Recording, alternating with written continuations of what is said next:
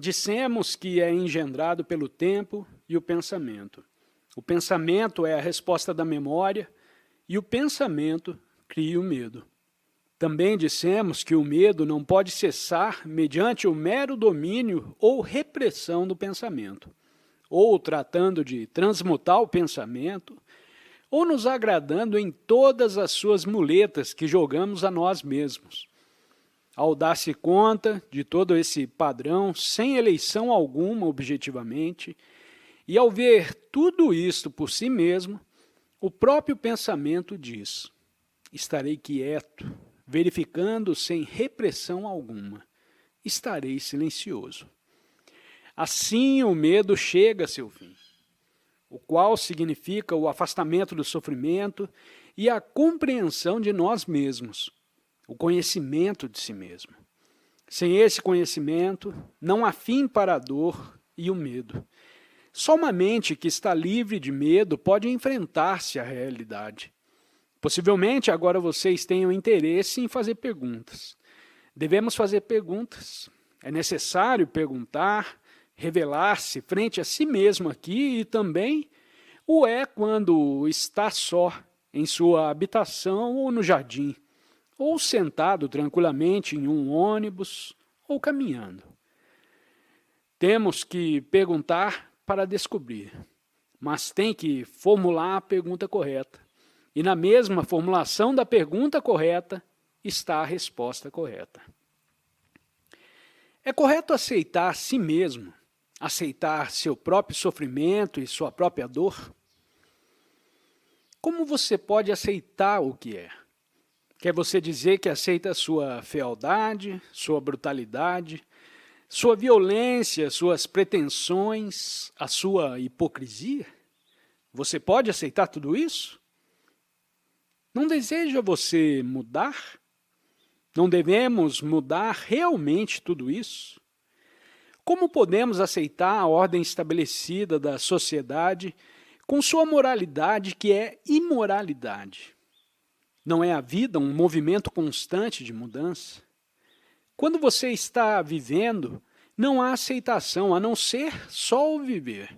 Então, vivemos com o momento da vida e o movimento da vida exige mudança, uma revolução psicológica, uma mutação. Não compreendo. Sinto muito.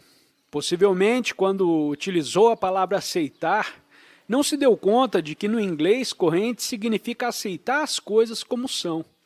Possivelmente, poderia expressá-lo em holandês. Aceitar as coisas como vêm. Devo aceitar as coisas como vêm. Digamos, quando a esposa me abandona? Aceitarei as coisas como vêm quando perco dinheiro, quando perco meu trabalho, quando sou desprezado ou insultado. Aceitarei a guerra para tomar as coisas como vêm, realmente, não em teoria. Temos que estar livre do meu e do eu. E de tudo isso estivemos falando durante toda a manhã de hoje. De esvaziar a mente do eu e do você, do nós e do deles. Então, pode você viver de instante em instante, interminavelmente, sem luta e sem conflito. Mas isso é verdadeira meditação. Ação verdadeira e não um conflito, brutalidade e violência. Temos que pensar, é inevitável. Sim, compreendo, Senhor. Sugere você que não deveríamos pensar absolutamente? Para realizar um trabalho, terá que pensar. Para ir à sua casa, tem você que pensar. E existe a comunicação verbal, que é o resultado do pensamento. Que lugar ocupa, pois, o pensamento na vida? O pensamento tem que funcionar quando fazemos algo. Escute isso, por favor. Para levar a cabo um trabalho técnico, para funcionar como faz o computador, mesmo que não tão eficientemente, o pensamento é necessário. É para pensar claramente, objetivamente, sem emoções, sem prejuízo e sem opinião. O pensamento é indispensável para poder atuar com claridade. Mas também sabemos que o pensamento engendra o medo, e esse mesmo medo nos impede de atuar eficazmente. Portanto, pode você atuar sem medo quando o pensamento é necessário? E pode este permanecer quieto quando não é? Você entende isso?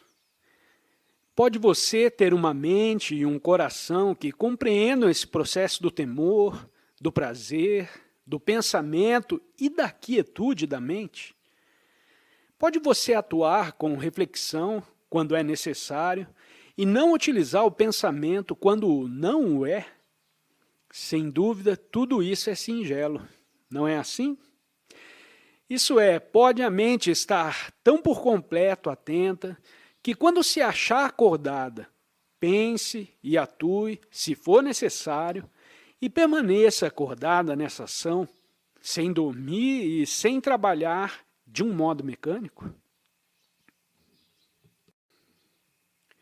De maneira que a questão não é se devemos pensar ou a não ser como nos manter acordados. Para permanecer acordados é indispensável essa profunda compreensão do pensamento, do medo, do amor, o ódio e a solidão.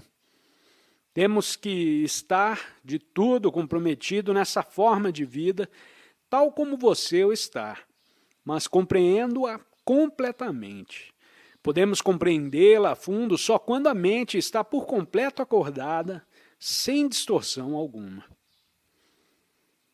Quer dizer que simplesmente reagimos de acordo com nossa experiência quando estamos frente ao perigo? Não o faz você? Quando você vê um animal perigoso, não reage de acordo com a memória, com a experiência, que possivelmente não seja sua própria experiência pessoal, a não ser a experiência da raça que diz, tome cuidado? Isso é o que eu tinha na mente. Mas por que não atuamos com igual eficiência quando vemos o perigo do nacionalismo, da guerra, dos governos separados com seus direitos soberanos e seus exércitos? Estas são as coisas mais perigosas. Por que não reagimos? Por que não dizemos, vamos mudar tudo isso? Isso significa que tem que ocorrer uma mudança em nós mesmos, nesse si mesmo que agora conhecemos. De modo que a gente não pertença a nenhuma nação, a nenhuma bandeira, país ou religião, e que, portanto, seja um ser humano livre. Mas não o fazemos. Reagimos aos perigos físicos, mas não aos perigos psicológicos, que são os mais devastadores. Aceitamos as coisas como estão ou nos rebelamos contra elas, para criar uma utopia fantástica, com o qual voltamos para o mesmo ponto. Ver o perigo interno e ver o perigo externo é a mesma coisa, ou seja, nos manter acordados, o qual significa ser inteligentes e sensíveis. Obrigada por ter assistido a este vídeo. E não se esqueça de se inscrever no canal e recomendá-lo, além de deixar seu comentário sobre o assunto para que possamos realizar um ótimo diálogo que nos ajude a compreender melhor o assunto. Tenha um ótimo dia e até o próximo vídeo.